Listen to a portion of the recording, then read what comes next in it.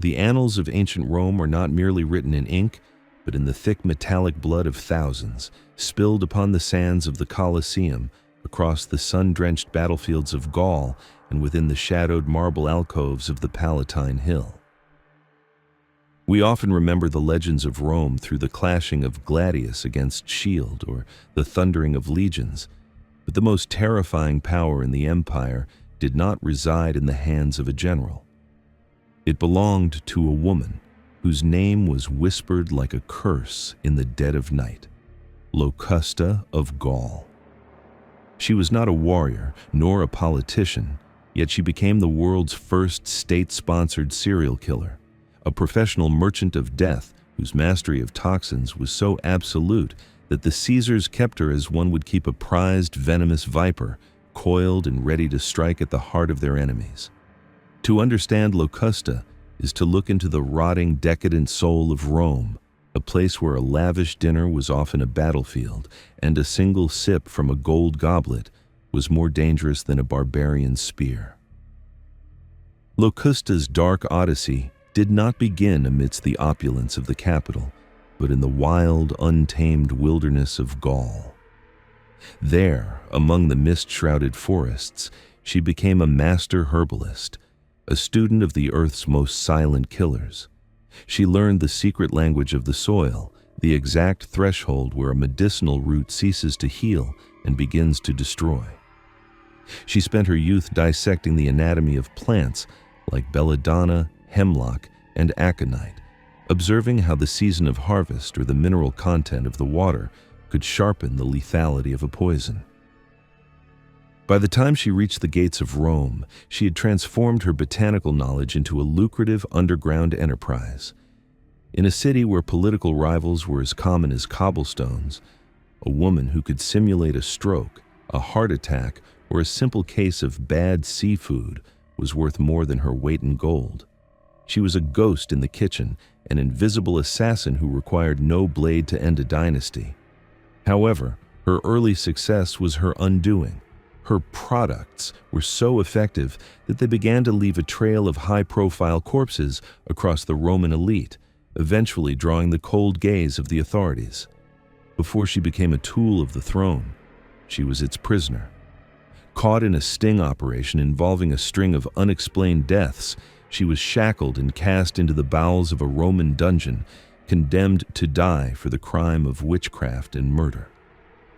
But in the twisted logic of Roman politics, a death sentence was often merely a business opening.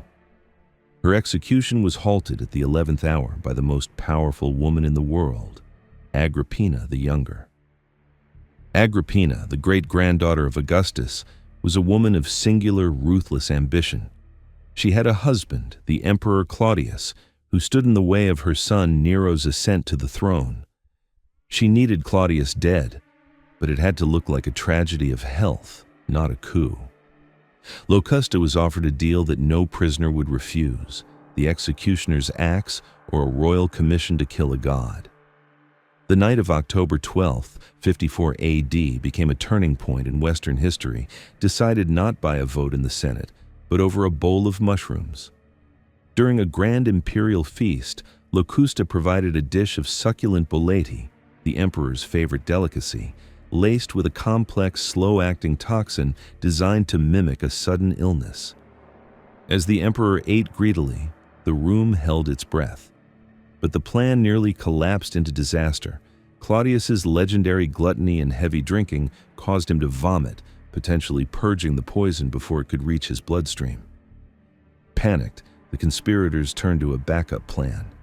A court doctor named Xenophon, already bought and paid for, stepped forward under the guise of medical assistance. He pushed a feather down the emperor's throat to help him purge his stomach, but the feather had been dipped in Locusta's concentrated, fast-acting hemlock extract. Claudius went into convulsions and died in agony before the sun rose. The age of Nero had begun, and Locusta was the midwife who delivered it through blood and venom. Under Nero's reign, Locusta's dark star rose to its terrifying zenith. Nero was a man who saw enemies in every shadow, and he recognized that a master poisoner was the ultimate insurance policy. He did not just use her, he institutionalized her. In an unprecedented move, Nero granted her a full imperial pardon, a vast country estate, and a status that was unheard of for a foreign commoner. But the most chilling aspect of her new life was her research facility. Under Nero's direct protection, Locusta operated what can only be described as an official state school of poisoning.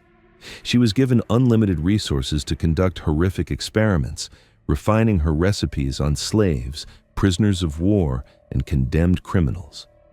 She would sit with her scrolls and watch these men die with cold scientific detachment, timing their heart failure and recording their muscle spasms to ensure her next official hit would be flawless. She was no longer just an assassin. She was Nero's biological weapon, kept in a velvet-lined box for whenever his imperial patience ran thin.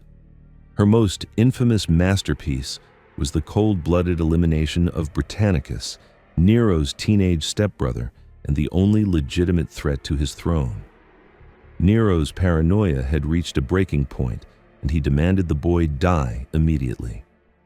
Locusta's first attempt, a concoction mixed into Britannicus's wine, was deemed a failure by the emperor because the boy lingered for hours in a feverish state.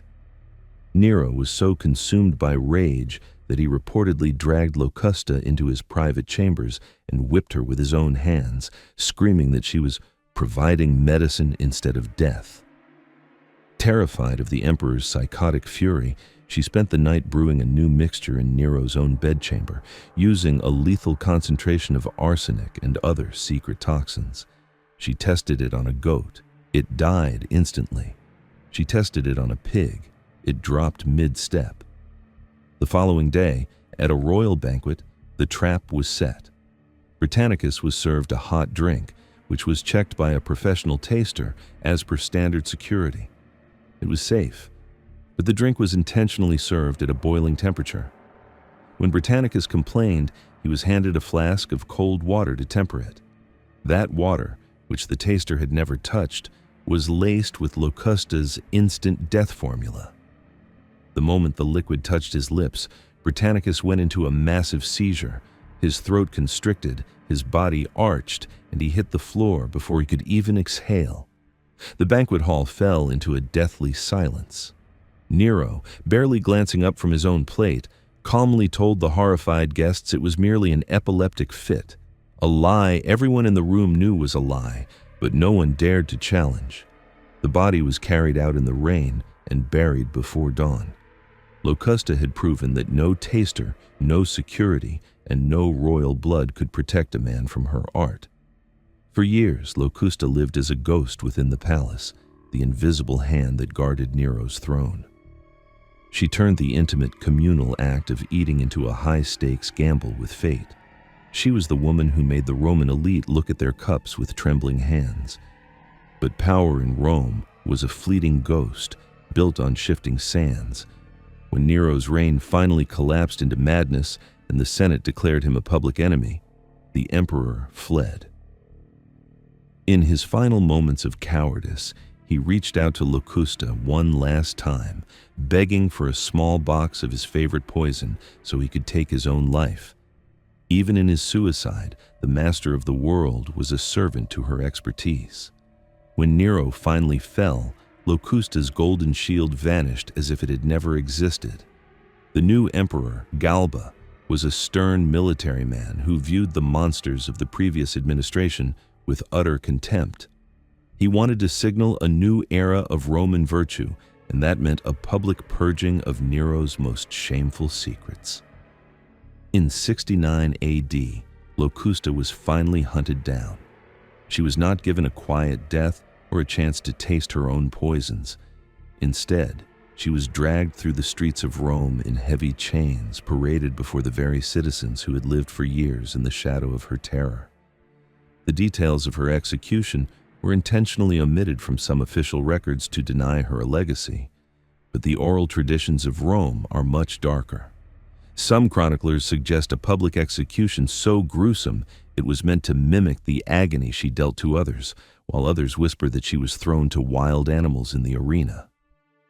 Whatever her end, Locusta remains the ultimate personification of Roman decadence, a reminder that in the Eternal City, the most dangerous weapon was never a sword on a battlefield, but a single drop of liquid in a silver cup, poured by a woman who turned murder into a science.